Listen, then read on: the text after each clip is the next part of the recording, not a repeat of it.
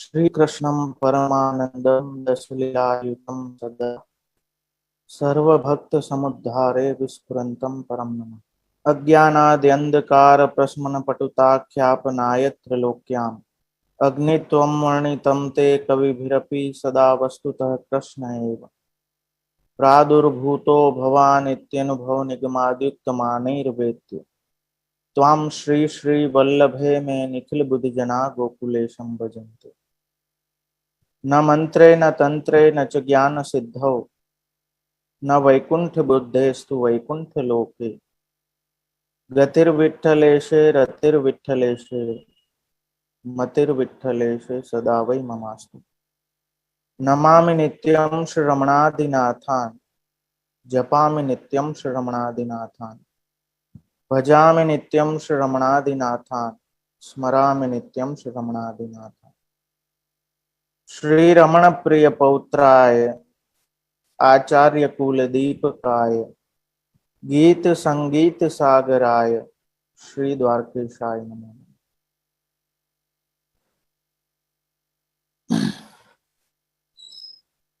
श्रीमद् भागवत प्रथम स्कंद सुबोधनी विना આપણા આ સત્રમાં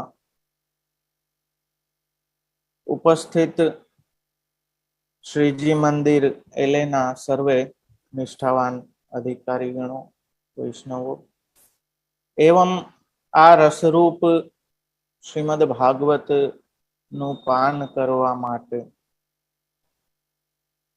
એકત્રિત થયેલા સર્વે પરમ ભાગ્યવાન વૈષ્ણવજનો, મને આઈડિયા તો હતો કે વલ્લભ સાખી થયા પછી આપ લોકો મૂકવાના નથી મને, અને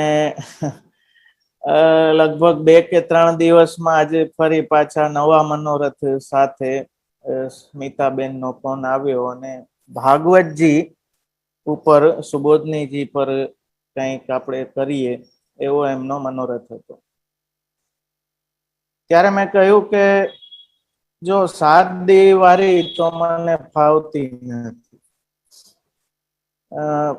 પોથીયું તો ઘણી બધી લખાઈ ગઈ, એનીવેઝ લખાઈ ગઈ, પણ હૃદય જ્યાં લખાવા જોઈએ ત્યાં માત્ર પોથી લખીને સંતોષ માનવો.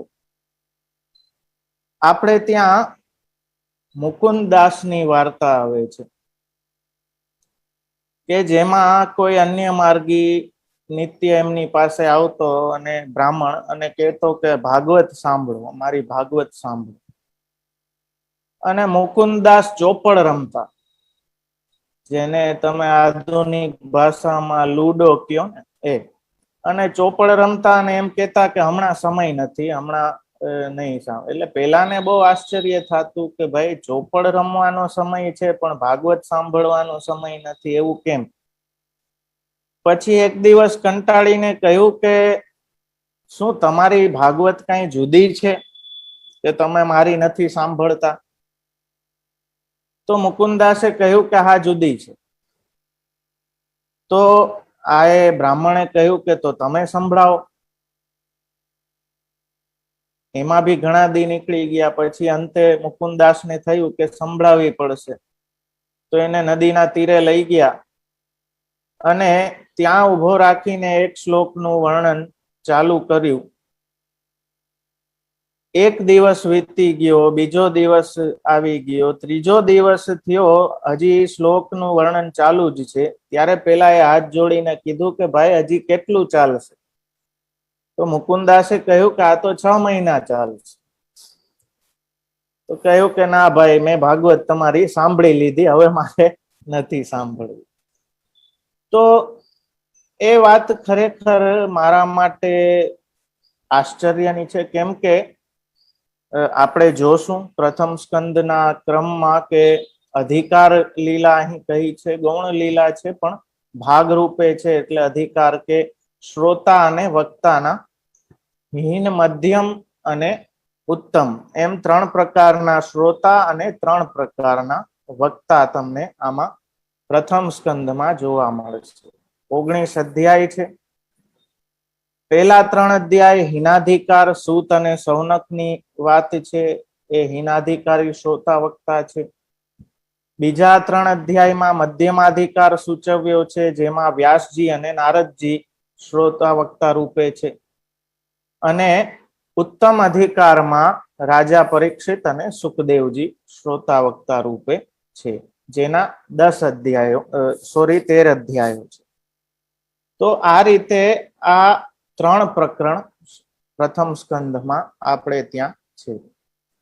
એટલે મને કોઈ દિવસ સમજાયું જ નહીં, કેમ કે ઉત્તમ વક્તા રૂપે જ્યારે સુખદેવજીએ શ્રીમદ ભાગવતનું શ્રવણ કરાવ્યું, તો કોઈ દેહના, કેમ કે રસનું તરસ એટલી હતી એ ભગવદ લીલાને સાંભળવાની, કે રાજા પરીક્ષિતને કોઈ દેહના ધર્મો બાધા ના કર્યા.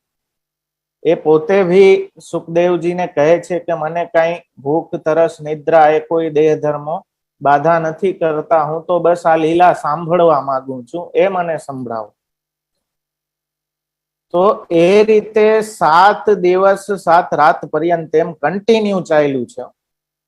પેલાનો સમય હતો કે 2 સમય થતી ભાગવત કથા કરતા, તો વક્તાઓ 2 સમય કરતા. સવારનો એક સેશન રહેતું, એક સાંજનું રહેતું. હવે ધીમે ધીમે કેમ કે સમય લૌકિક સંસાર ખાતું ગયું વધારે ને વધારે, એટલે એ 2 સમયનું હતું એ બી કટ થઈ ગયું ને એ બી એક સમયમાં આવી ગયું. હવે એક સમયમાં આવી ગયું, એમાં બી ઉપાધિ પાછી થઈ કે લોક મનોરંજન માટે એમાં ધૂન ને ગીતો ને કઈ ભાગવત જ ના આવે, ભાગવત સિવાય બધું આવે.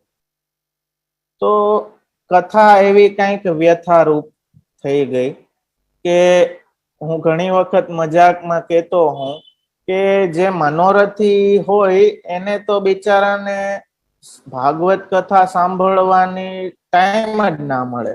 એ તો આગતા સ્વાગતામાં કાકા આવ્યા, મામા આવ્યા, ફઈ આવી ને એમાં એ વળી ખોટા બહુ લાગે માણસોને, મને એટેન્ડ ના કર્યા. એટલે જ્યાં જેને એટેન્ડ કરવાના છે એને મૂકીને જેને એટેન્ડ કરવાથી કઈ હાલું હાજુ મળવાનું નથી, એવામાં ટાઈમ વેસ્ટ કરવો પડે. અને ઓલો બિચારો જેને કથા રખાવી હોય એ તો સાંભળી જ ના શકે. એ આગતા સ્વાગતામાં મહેમાનું ને એટેન્ડ કરવામાં જેની કથા નીકળી જાય. બીજી વસ્તુ કે જે આવવા વાળા હોય એમાં બી વધારે પડતા સંબંધ સાચવવા કે ભાઈ કાકાએ રખાવી છે, મામાએ રખાવી, સગાવાલાએ જવું પડશે, નહીં જાય તો ખરાબ લાગશે, એવું વિચારીને ત્યાં જાય. જો આમાં પ્રથમ સ્કંદમાં જે અધિકારની વાત છે ને, એમાં તમે હીનાધિકાર જોશો ને તોય આપણને એમ થશે કે આ તો બહુ ઊંચી વાત છે, એને હીનાધિકાર કહ્યો છે અહીંયા. તો એવી સ્થિતિ, અને વાં ભગવાન દાવાનલ નું પાન કરતા હોય ને વાહે મહેમાનો થમ્સઅપ ઉલારતા હોય, તો એ પ્રકારની એક પ્રવાહી કથાનું ચલણ આજે આપણે ત્યાં થઈ ગયું છે કે જે કથા ઓછી ને ગેટ ટુગેધર જેવું વધારે થઈ જાય છે.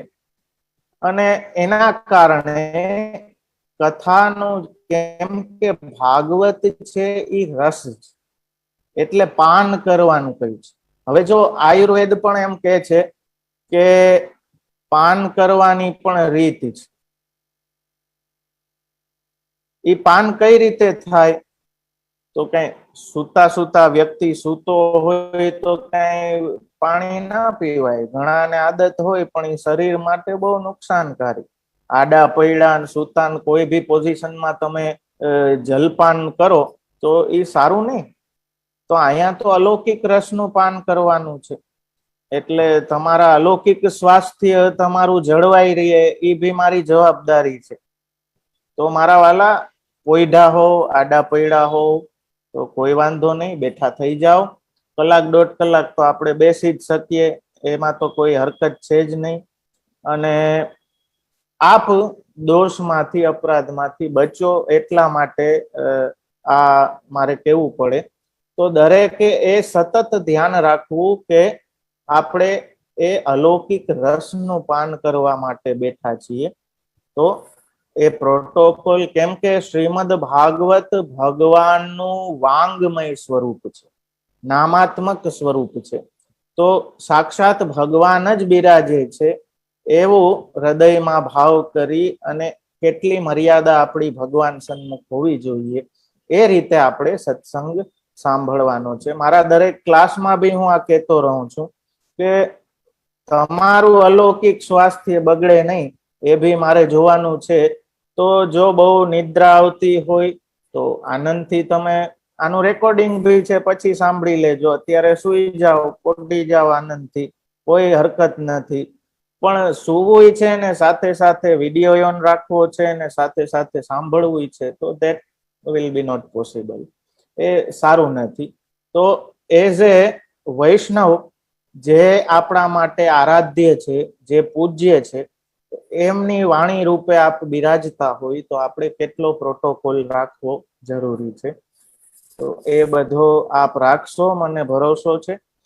તો મારા વાલા, શ્રીમદ ભાગવતને લઈને એ 7 દિવસ 7 રાત પર્યંત જ્યારે રાજાએ સાંભળી સુખમુખાદ અમૃત દ્રવ સંયુતમ, એવું સુખજીના મુખથી જે અમૃત સર્યું એ રાજાએ પાન કર્યું અને છેલ્લે હાથ જોડીને કહ્યું કે હવે મને તક્ષકનો કોઈ ભય નથી રહ્યો, આપે મને અનુગ્રહિત કર્યો છે. નિર્ભયતા, પરમ તત્વને જે વ્યક્તિ, જે જીવ જાણી જાય છે એ નિર્ભયતાને પ્રાપ્ત કરે છે અને અલૌકિક રમણ એને સહજ સુલભ થઈ જાય છે. તો એવી નિર્ભયતામાં રાજાને પ્રાપ્ત થઈ.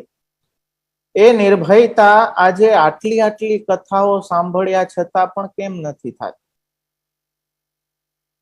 અને એ ભય ને લઈને આજે કેટલા પ્રકારના ભય આપણે જોઈ શકીએ. ઇવન વૈષ્ણવોમાં બ્રહ્મ સંબંધ લીધેલ વૈષ્ણવ છે, વર્ષોથી સેવા કરે છે, વર્ષોથી સંપ્રદાયમાં છે, કેટલી ભાગવત કથાઓ કાકાની, ફઈની, ફુવાની, મામાની યાદ એ નથી એટલી જગ્યાએ જઈને કથામાં બેસી આવ્યા, સાંભળી આવ્યા, પણ નિર્ભયતા કેમ નથી?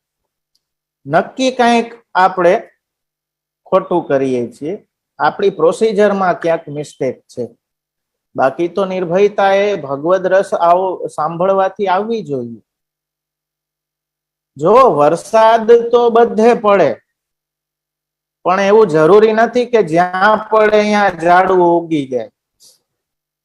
ઈ તો જે સ્થાન હોય, બીજ હોય ત્યાં જ ઉગે. બાકી તો ભલે ને વરસાદ કઈ રોડ ઉપર પડે તો અહીંયા થોડી વન ઉગી જાય છે, ઈ તો સરી જાય. આપણે કહીએ ને પથ્થર ઉપર પાણી, એમાં પથ્થર ઉપર ગમે એટલું પાણી નાખો ત્યાં કઈ ઉગવાનું નથી. તો આ રસ જ્યાં સ્થાન છે, જે દૈવી ધરા છે, એના ઉપર જ્યારે પડે ત્યારે ભક્તિ પ્રેમ પ્રભુ માટે પ્રગટ થાય.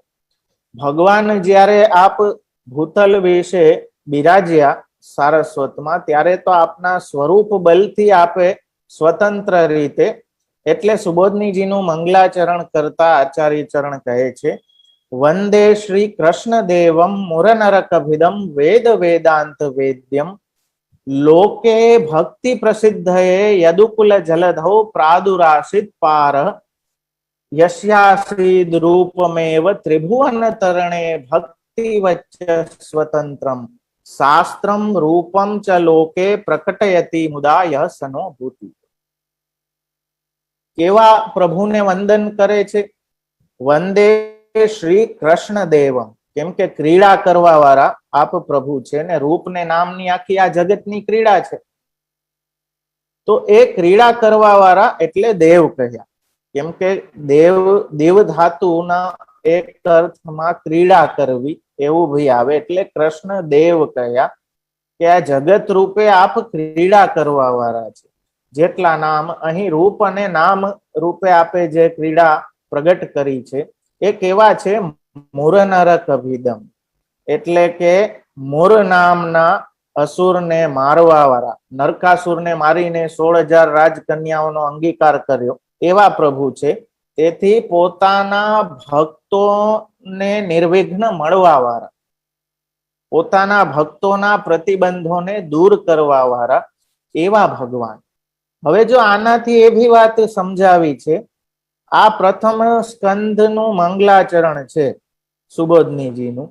એનાથી એ વાત ભી સમજાવી છે કે આ શ્રીમદ ભાગવત એ કૃષ્ણ તત્વનું જ વર્ણન કરે છે. કૃષ્ણ કૃષ્ણ અને કૃષ્ણ સિવાય આમાં બીજું કોઈ તત્વ નથી. તમને એમ થશે કે ભાઈ પેલામાં જ પ્રશ્ન કરે છે કે હવે કૃષ્ણ વૈકુંઠ પધારી ગયા ને ધર્મ કોના શરણે ગયો.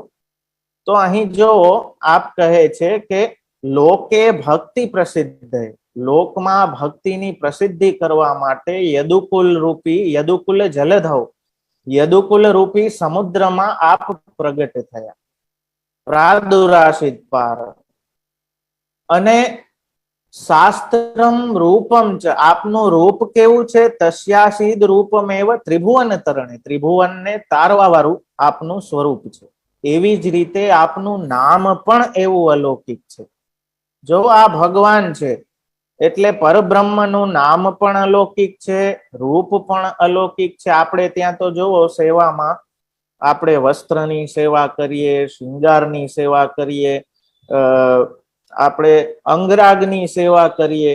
અરે કેશાવલી માંથી જે શ્યામ દોરો વડો થયો હોય ને એ દોરાની બી સેવા કરીએ, પાદુકાની સેવા કરીએ, હસ્તાક્ષરની સેવા કરીએ, આપણે ચરણ છાપની સેવા કરીએ.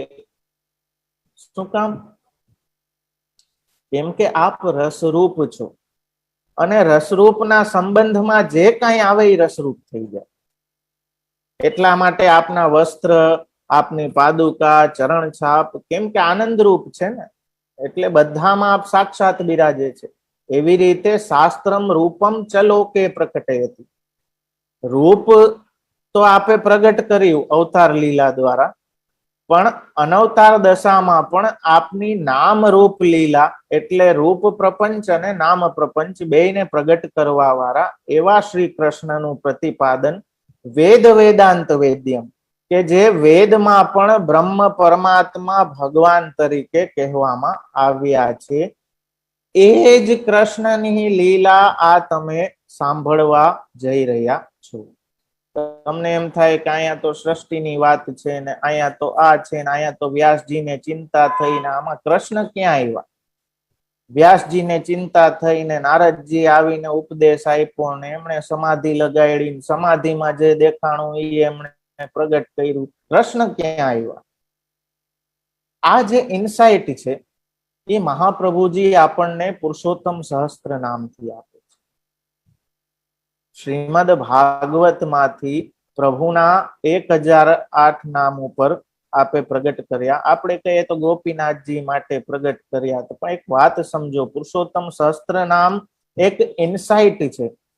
કઈ ઇન્સાઇટ છે? કે બધામાં કૃષ્ણની લીલાને જોવાની. તથૈવ તસ્ય લીલેતી, આ જે કાંઈ થાય છે એ ભગવાનની લીલા થાય છે. લીલા દ્રષ્ટિ તમને આ શ્રીમદ ભાગવત આપશે.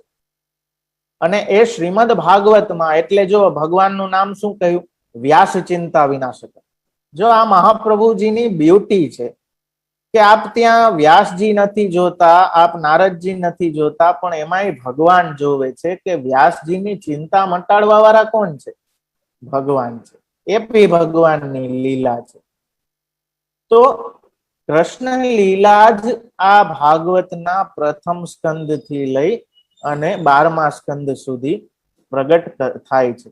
એ બધી રીતે કૃષ્ણની જ લીલા છે, રૂપ અને નામના ભેદ. તો વંદે શ્રી કૃષ્ણ દેવમ મુરન રકભિદમ વેદ વેદાંત વેદ્યમ. એ કૃષ્ણ કયા? કૃષિભૂળ વાચક શબ્દોણશ્ચ નિવૃત્તિ વાચક તયોરેક્યમ પરમ બ્રહ્મ કૃષ્ણ ઇત્યભિધીયતે. સત્તા અને આનંદ જ્યાં બિરાજે છે એ પરબ્રહ્મ કોણ છે? એ શ્રી કૃષ્ણ છે. આ વાક્ય વેદ વેદાંત વેદ્યમ થી એ ભી બતાવ્યું કે આ વેદ સમાન જ છે, વેદ થી ઉતરતું નથી. શ્રીમદ ભાગવત સમાધિ ભાષા છે એટલે વેદ તુલ્ય જ છે. આગળ એને વેદનું ફલ પણ કહેવામાં આવશે. નિગમ કલ્પ તરોર ગલિતમ ફલમ સુખ મુખાદ અમૃત દ્રવ સંયુતમ પીબતમ ભાગવત રસમાલયમ મુહુરહો રસિકા ભુવિ ભાવુકા. જો પીવાની વાત છે.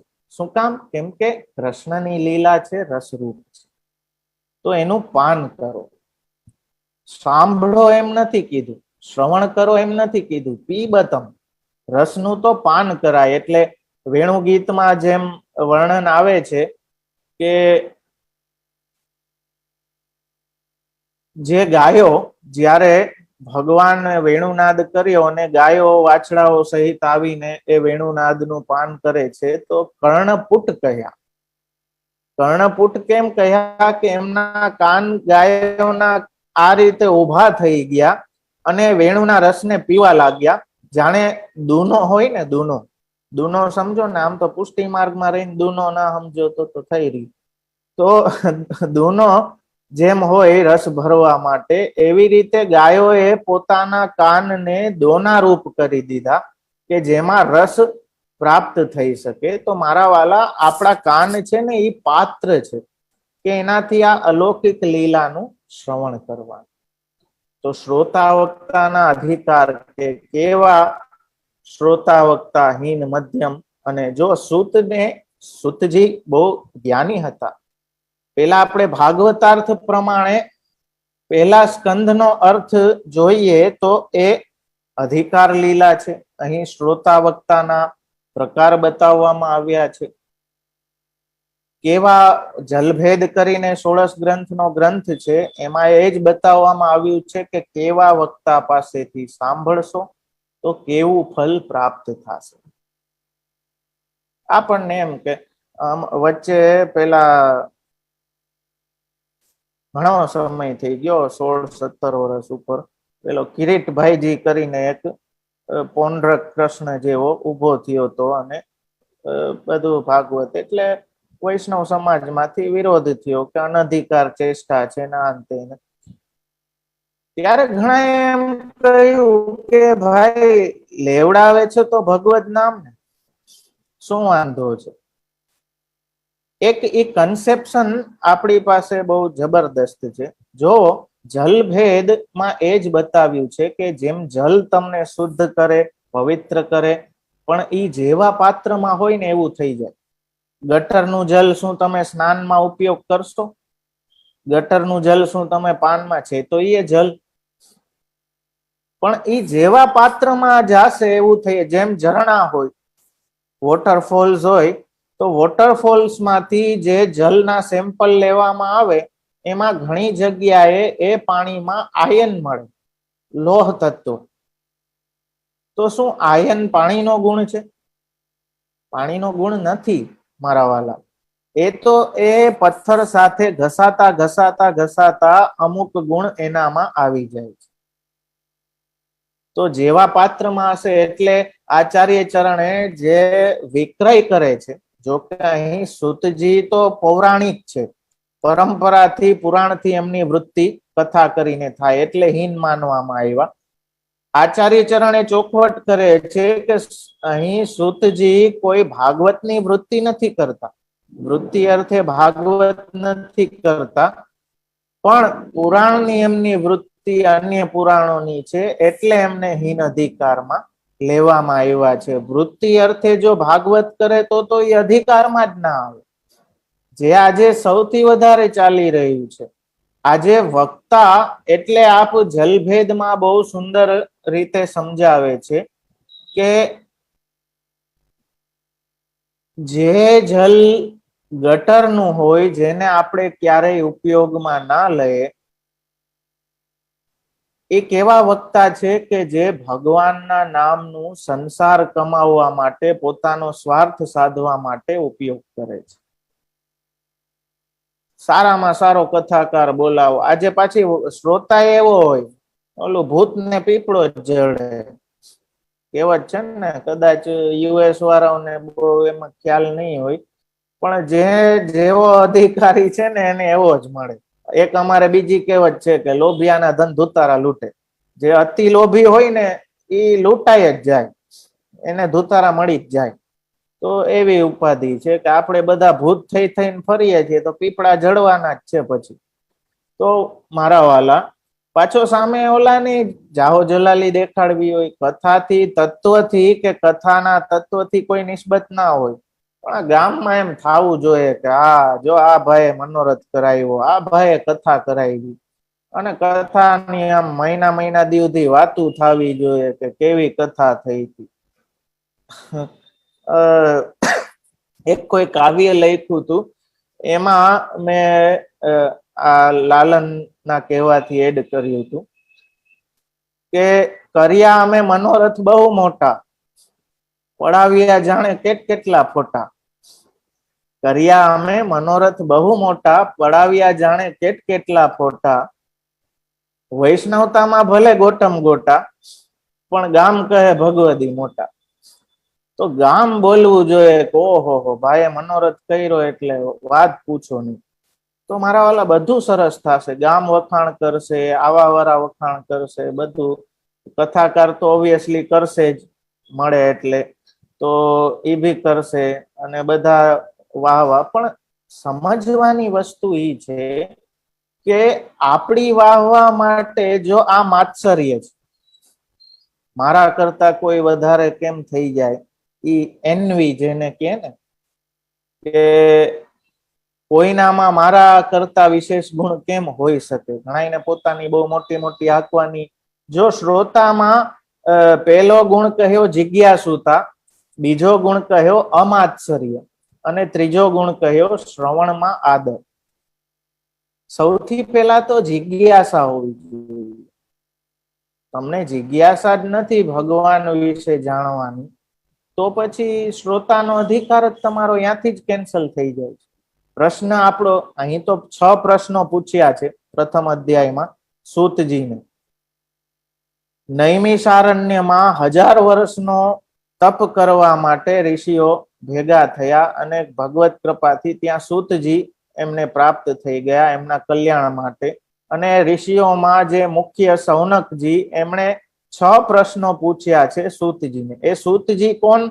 કે સુખદેવજીએ જ્યારે ભાગવત રાજા પરીક્ષિતને સંભળાવી ત્યારે ત્યાં જેટલા હાજર હતા સાંભળવામાં, એમાંના એક સૂતજી હતા કે જેમણે સુખદેવજીના મુખે આ કથા સાંભળી.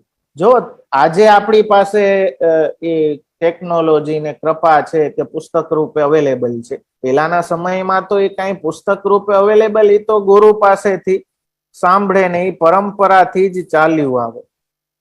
તો એવી રીતે સૂતજી પણ પરંપરાથી છે. જો અહીં શ્રોતાના 3 ગુણ બતાવ્યા છે હિનાધિકારમાં, હો, માઇન્ડ ઇટ. આ સૌથી નીચી કેટેગરીના શ્રોતા વક્તા ગણાવવામાં આવ્યા છે. એમાં શું એલિજિબિલિટી એની શું જોઈએ, યોગ્યતા? તો શ્રોતામાં કહે છે જિજ્ઞાસુતા પહેલી, બીજું કહે છે અમાત્સર્ય, એટલે કે માત્સર્ય એનામાં ના હોવું જોઈએ. ગુણોનો, વક્તાના ગુણોનો આદર કરવા વાળો, ગુણોને સ્વીકારવા. કોઈની ચડતીને, કોઈના ગુણોને આપણે સ્વીકારી ના શકીએ ને દુખી થાય ને, એને માત્સર્ય કહે. ઓલા પાસે, ઓલો મારાથી વધારે કેમ જાણે છે, ઓલા પાસે આટલું બધું કેમ છે, ઈ જે ભાવ આપણી અંદર દોષ રૂપ પ્રગટ થાય ને, એ માત્સર્ય કહેવાય. તો એવું માત્સર્ય શ્રોતામાં ના હોવું જોઈએ. અને ત્રીજી વસ્તુ શ્રવણમાં આદર. ભગવાનના ગુણોને શ્રવણ કરવામાં એ આદર વાળો હોવો જોઈએ. ફિઝિકલી, મેન્ટલી, બધી રીતે, કોન્શિયસલી, સબકોન્શિયસલી એ ભગવાનના ગુણોને સાંભળવામાં આદર વાળો, રિસ્પેક્ટ વાળો હોવો. આ શ્રોતાના 3 ગુણ. વિચારો, આ હિનાધિકાર છે. આપણને આપણા માટે એમ દુર્લભ લાગે કે ઓહો આ દુર્લભ છે, તો એને હિનાધિકારમાં કહ્યો છે. હવે વક્તાના 3 ગુણ કયા, એ કયા હોવા જોઈએ? તો કહે છે સંપ્રદાયથી તત્વને જાણવા વાળો. એવું નહીં કે ફેસબુકમાં વાંચ્યું તું, વોટ્સએપમાં વાંચ્યું તું, ઓલા પભ આમ કહી ગયા હતા, ઓલા બાપા આમ કહી ગયા હતા, ઓલી બાપી આમ કહી ગઈ હતી, એમને પણ પરંપરાથી, ઓથેન્ટિસિટી. એ વક્તા કેવો હોવો જોઈએ કે જે ઓથેન્ટિક હોય, એ પરંપરાથી ભાગવતના તત્વને જાણનારો. ગુરુના લક્ષણમાં કહ્યું છે ને, કૃષ્ણ સેવા પરમ વિક્ષ્ય દંભાદિ રહિતમ નરમ શ્રીમદ ભાગવત તત્વજ્ઞ. ભાગવતના તત્વને જાણવા વાળો વક્તા હોવો જોઈએ. અને એ ભી જેમ તેમ નહીં કે અરે ઓલા પભાઈ આમ કીધું, ઓલા માળી આમ કીધું, બાપાએ આમ કીધું. એક તો આ હિયરસેમાં આપણું પોતનું ફરી ગયું મારા વાલા. એ બહુ ઉપાધિ મોટી છે. હિયરસેમાં જ હાલે બધું. ઓલા આમ કેતા હતા, કેતો તો કેતી હતી, એમાંથી જ ઊંચા ના આવે. તો ઈ બધું મૂકીને આચાર્ય ચરણ શું કહે છે એ એકવાર સમજી લેવું જરૂરી છે. તો સૌથી પહેલો ગુણ ઈ કે ભાગવતના તત્વને જાણતો હોય, ઓથેન્ટિક હોય, સંપ્રદાયથી જાણતો. આજની જેમ નહીં કે કોઈને મન થઈ ગયું ને કથાકાર બની ગયા ને ચડી ગયા ભાગવત કરવા. એવી રીતે ભાગવત ના થાય. મહાપ્રભુજીએ 7 પ્રકારે ભાગવતજીના અર્થ કર્યા છે. શાસ્ત્રે, સ્કંધે, પ્રકરણે, ધ્યાયે, વાક્યે, પદે, અક્ષરે. એક શાસ્ત્ર રીતે શ્રીમદ ભાગવતનો અર્થ શું છે? તો શ્રી કૃષ્ણમ પરમાનંદમ 10 લીલાયુતમ સદા. 10 લીલાઓ ભગવાનની આ ભાગવતમાં વર્ણવાયેલી છે. 3જા સ્કંદ થી લઈ 12મા સુધી સર્ગ, વિસર્ગ, સ્થાન, પોષણ, ઉતિ, મન્વંતર, ઈશાનુકથા, નિરોધ, મુક્તિ અને આશ્રય. આગળ અધિકાર અને સાધન પેલા ને બીજામાં કહ્યા છે. મુખ્ય લીલા નથી, ગૌણ લીલા છે, પણ આના અંગરૂપ છે એટલે એને ગણાવવામાં આવી નથી. 10 લીલા 3 થી 12 સુધી. સર્ગ, વિસર્ગ, સ્થાન, પોષણ, ઉતિ, મન્વંતર, ઈશાનુકથા, નિરોધ, મુક્તિ અને આશ્રય. આ 10 લીલા કરવા વાળા પરબ્રહ્મ ભગવાન શ્રી કૃષ્ણ એ જ આ ભાગવત છે. એ વાત તમને સમજાવવા માટે શ્રી આચાર્ય ચરણ એ મંગલાચરણ કરે છે. શ્રી કૃષ્ણમ પરમાનંદમ 10 લીલાયુતમ સદા. ભાગવતાર્થ તો 4 પ્રકારના અર્થ આપે ભાગવતાર્થ પ્રકરણમાં કર્યા નિબંધમાં. શાસ્ત્રાર્થ, પ્રકરણાર્થ, સ્કંધાર્થ, પ્રકરણાર્થ અને અધ્યાયાર્થ. શાસ્ત્ર રૂપે ભાગવતનો અર્થ, એના એક સ્કંધનો અર્થ, એ સ્કંધમાં આવતા પ્રકરણોનો અર્થ. જેમ આપણે પેલો સ્કંધ લઈને બેઠા છીએ તો એમાં 3 પ્રકરણ છે. હિનાધિકાર પ્રકરણ, મધ્યમાધિકાર પ્રકરણ અને ઉત્તમાધિકાર. 3 પ્રકારના શ્રોતા વક્તા બતાવવામાં આવ્યા છે. જેમાં પ્રથમ હિનાધિકારમાં સુતજી અને સૌનકજી બંને છે. સુતજી વક્તા છે અને સૌનક ઋષિ એ શ્રોતા છે. તો મારા વાલા એના ગુણો આપણે જોઈ ગયા કે શ્રોતા કેવો હોવો જોઈએ, વક્તા કેવો હોવો. આ હિનાધિકારના છે. આવી રીતે સ્કંધાર્થ, પ્રકરણાર્થ પછી અધ્યાયાર્થ. એક અધ્યાયનો શું અર્થ છે? 332 અને આ 4 ભાગવતાર્થમાં બતાવ્યા. શાસ્ત્રે, સ્કંધે, પ્રકરણે, ધ્યાય. વાક્યનો અર્થ, પદનો અર્થ અને એક અક્ષરનો અર્થ એ સુબોધનીજીમાં બતાવ્યો. હવે જો એકાર્થમ સપ્તધા જાન, આ 7ને વાંચી એનો એકાર્થ જ્યારે તમે જાણો ત્યારે ભાગવતજી સમજ્યા. સાંભળવામાં તો ઘણું સાંભળી લીધું, ઓલું ભૂત ને પીપળો જડે એમ ઘણા કથાકારો આપણને રોજ ઓલી ધર્મની ચેનલ ચાલુ કરો તો રોજ નવા 2 વક્તા તમને જોવા મળે. પણ એ વક્તા પેલો તો ઓથેન્ટિક હોવો જોઈએ, સંપ્રદાય પ્રમાણે કેવો જોઈએ. બીજું એમાં કહ્યું છે ગુણ ચતુર હોવો જોઈએ. ચતુર મીન્સ કે તમારી જિજ્ઞાસાને પૂર્ણ કરવામાં, ભગવાનના ગુણોને કહેવામાં ચતુર હોવો જોઈએ. અને ગૂઢ, ભગવાનની લીલાઓનો ગૂઢ રહસ્યને ઉજાગર કરવા વાળો, એને જાણવા વાળો એવો વક્તા હોય તો એ હિનાધિકાર છે. હા જોવો, એલિજિબિલિટી તમે જોવો કે પ્રથમ અધિકારો પેલા સ્ટેપમાં આટલું જોઈએ. આ ઉત્તમ નથી, આ હીન છે. પણ આપણને આપણે એમ લાગે કે ઓહો આ તો કેટલું ઉત્તમ વસ્તુ કહેવાય. કેમ કે આજે જિજ્ઞાસા નથી. આજે કથા કરાવવા વાળાને નામ કરવું છે અને કથા સાંભળવા વાળાને સંબંધ સાચવવો છે, કથા બોલવા વાળાને પૈસા લેવા છે. તો પછી મારા વાલા ક્યાંથી એ તત્વને જ આપણે સાઈડમાં રાખી દઈએ. આ એ જ વસ્તુ થઈ કે જાને આગળ નાચવામાં એટલા મગ્ન થઈ ગયા કે વરરાજો જ પડી ગયો. વરરાજો માં પડી ગયો, એકલા એકલા છોકરીના ઘર સુધી પૂગી ગયા, પછી ખબર પડી ઓલા નાચવા વાળા કોકે આવીને કીધું કે હવે હાવ કરો આ નાચવાનું, વાહે તો જોવો વરરાજો છે જ નહીં. તો મારા વાલા આપણી જાનમાં એવું થાય છે અત્યારે કે વલ્લભે જાયલો મારો હાથ ને કૂદો ને નાચો કૂદો, રાસ ગરબા લ્યો ને મનોરથ કરો ને બુંદી ગાંઠિયા ઉલારો, પણ વરરાજો પડી ગયો મારા વાલા એ તો જોવો. આજે 80% સોરી ટુ સે, કેમ કે અમુક કડવાણી સારી, અત્યારે તો કડવાણીની સિઝન છે, કોરોના એટલું ફાઈટું છે એટલે કડવાણી તો જોઈએ, તો કઈક કડવું આવે તો એ દવા રૂપે વધાવી લેવું. પણ સોરી ટુ સે, પણ ભાગવત કથા આજના ક્રમમાં વધારે પડતું મોસ્ટલી આપણે કથાના નામે એક એન્ટરટેનમેન્ટ જ કરીએ છીએ. ના એમાં કોઈ પ્રોટોકોલ્સ એના સચવાતા હોય, ના એની કોઈ નિયમો મર્યાદા સચવાતી હોય. વક્તા માટેના નિયમો છે, મર્યાદા છે, એની યોગ્યતાના માપદંડો છે, શ્રોતા માટેના નિયમો છે, મર્યાદા, એની યોગ્યતાના માપદંડો છે, એ પ્રોપરલી બધું હોય ત્યારે કથા ફલિત થાય. એટલે શ્રીમદ ભાગવત આજે વધારે પડતા વક્તાઓ તમે જોશો કે શ્રીધરી ટીકા, કોઈ માયિક ટીકા, એવા ઉપર મુકુંદાસની વાર્તા અમે એટલા માટે જ સંભળાવી કે મારા વાલા એઝ એ વૈષ્ણવ પુષ્ટિ સંપ્રદાયમાં તમે દીક્ષિત થયા છો, તો મહાપ્રભુજીના અર્થ સિવાય બીજાના મુખે, આપણે ત્યાં તો અવૈષ્ણવના મુખે ભાગવત સાંભળવાની જ મનાય છે, પણ દુઃખની વાત એ છે કે મહાપ્રભુજીને જે અર્થ અનુકૂળ નથી, જે અર્થથી મહાપ્રભુજી એગ્રીડ નથી, એવા અર્થ સાંભળવા આપણા જ વૈષ્ણવો એ પંડાલમાં બેઠા હોય અને તાળીઓ વગાડતા. શું કામ?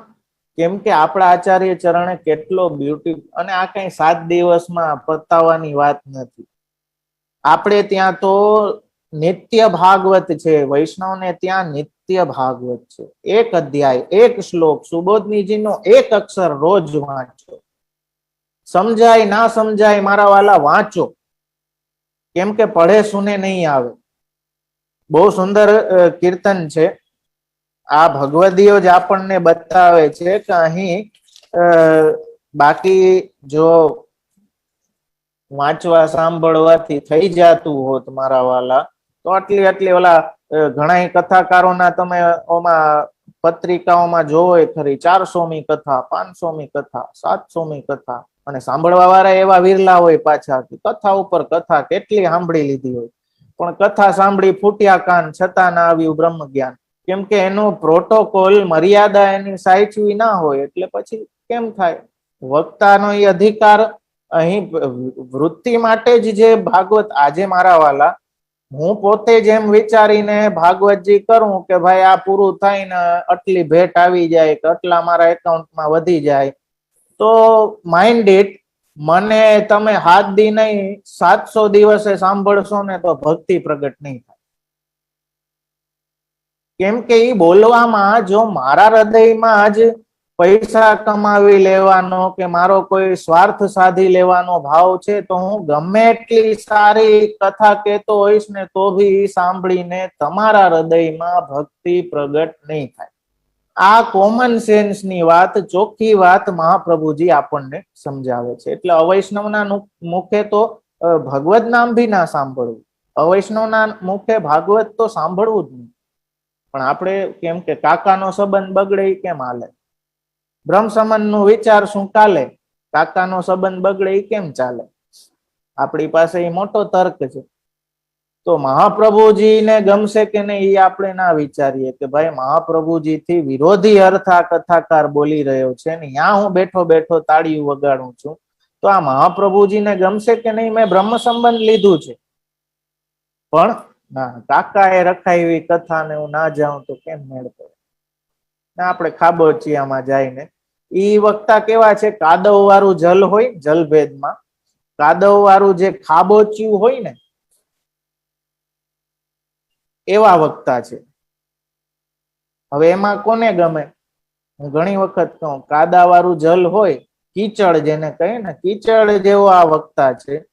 હવે એવી પ્રવાહી કથામાં આપણે જઈને બેસીએ તો કીચડમાં બેઠા જેવું થાય, મડ જેને કહીએ.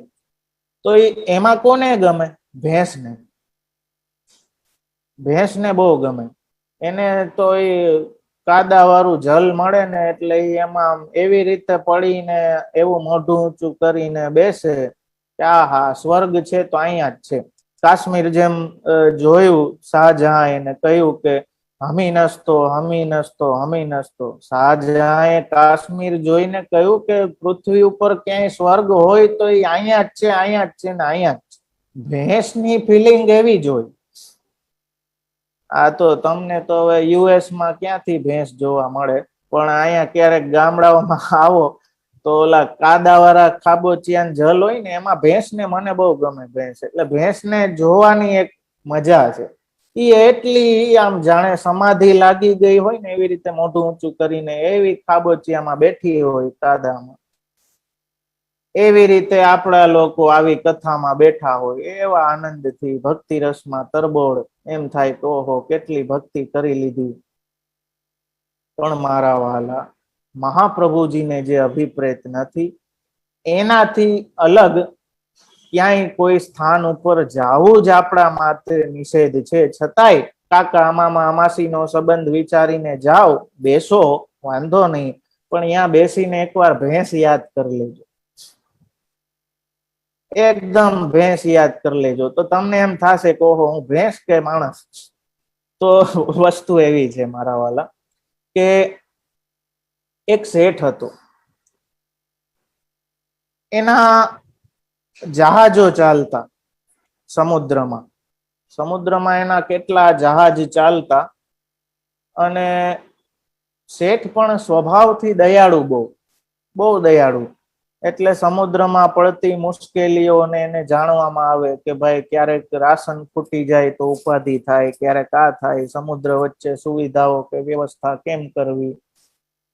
તો શેઠને દયા આવી એટલે એને એના ત્રણેય જહાજો, 3-4 એના જહાજ હતા, મોટા મોટા સ્ટીમર.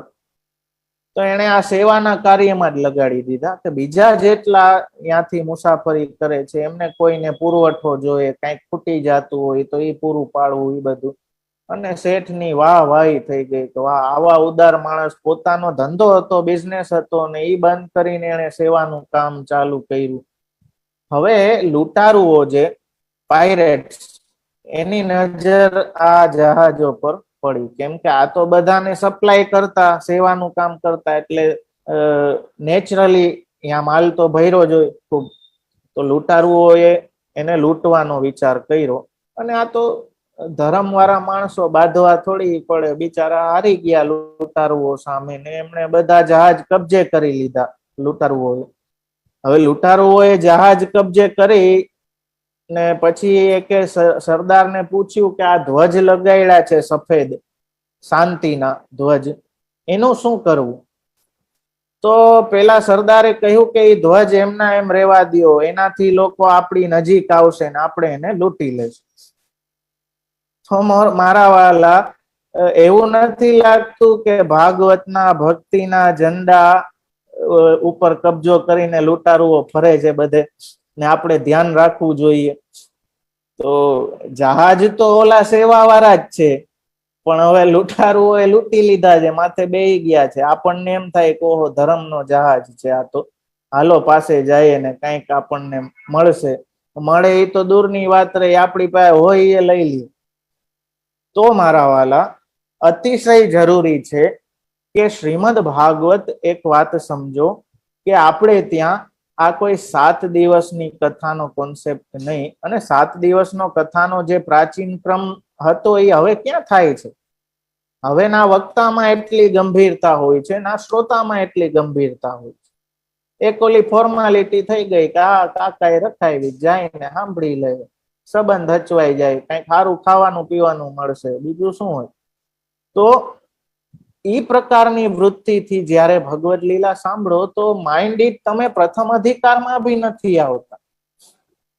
શ્રોતાનો જે પ્રાઇમરી જે એલિજિબિલિટી હોવી જોઈએ એમાં બી તમે ફિટ નથી બેસતા. તો સૌથી પેલું કહ્યું જિજ્ઞાસુતા. જિજ્ઞાસુતા એટલે ભગવાનની લીલાને જાણવાની જિજ્ઞાસા એ આપણી અંદર જેમ મનોરથ થાય તો તમે જોશો કે બાળકો આચાર્યો બધા એમ આજ્ઞા કરે કે કૃપા થઈ, તમારા ઉપર મહાપ્રભુજીની કૃપા થઈ ઠાકોર. એવું શું કામ કે ભાઈ મનોરથ તો તમને થયો છે, તો એમાં કૃપા કેમ? તો એ એટલા માટે કે કોઈને આવા મનોરથ થતા નથી ને તમને થયા, ધેટ મીન્સ ભગવાન તમારા હૃદયમાં આવી બિરાય. જિજ્ઞાસા કેની થાય કે ધંધો કેમ હાલે, કોરોનાથી કેમ બચીને રહે.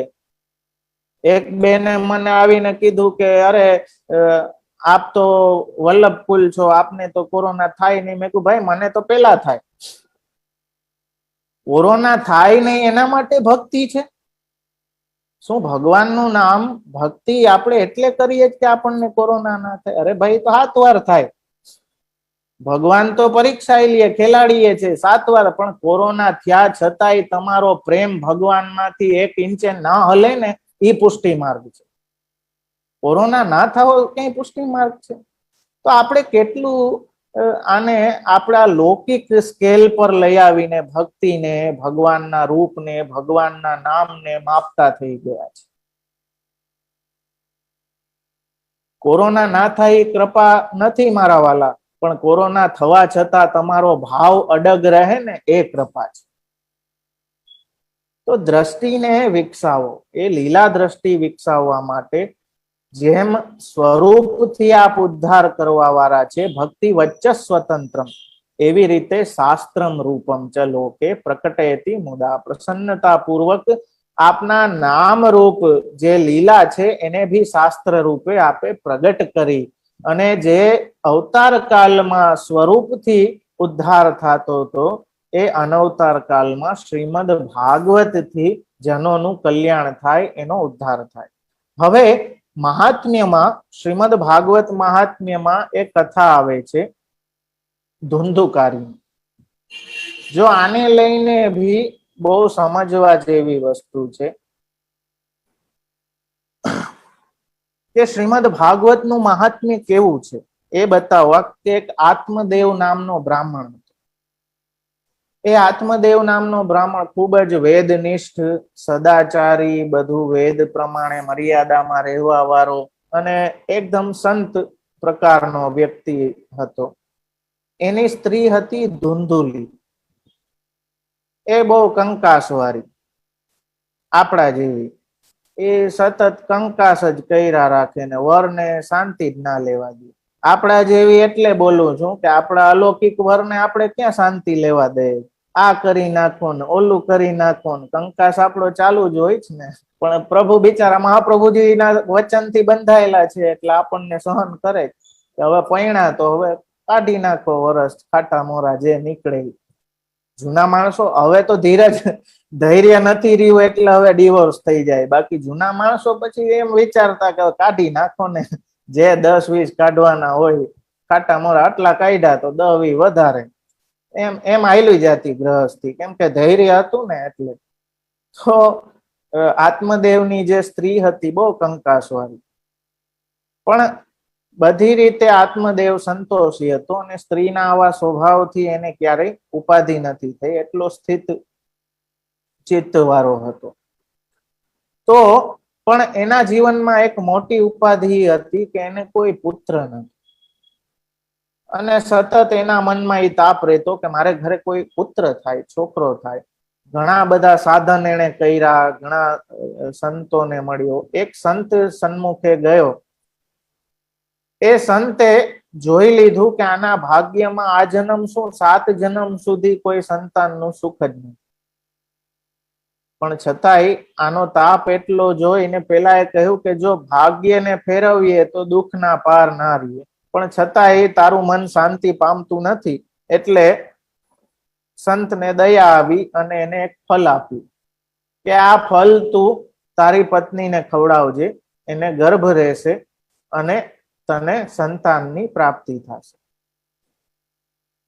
ધુંધુલી પાસે જઈને આત્મદેવે એને ફળ આપ્યું અને એ ફળ એને ખાવાનું કહ્યું અને નીકળી ગયો. ધુંધુલીને વિચાર આવ્યો કે અરે આ ફળ ખાઈશ તો મને ગર્ભ રહેશે, મને ગર્ભ રહેશે તો મારી સુંદરતા અણાઈ જશે, મને તો કઈ શરીરમાં કેટલી વ્યાધિ થશે, ઉપાધિ થશે, એમાં જયારે સંતાન થશે ત્યારે મને કેટલી બધી પીડા થશે. આવો બધો વિચાર કરીને એને ફળ ના ખાવાનો વિચાર કર્યો અને ફળ ગાયને ખવડાવી દીધું.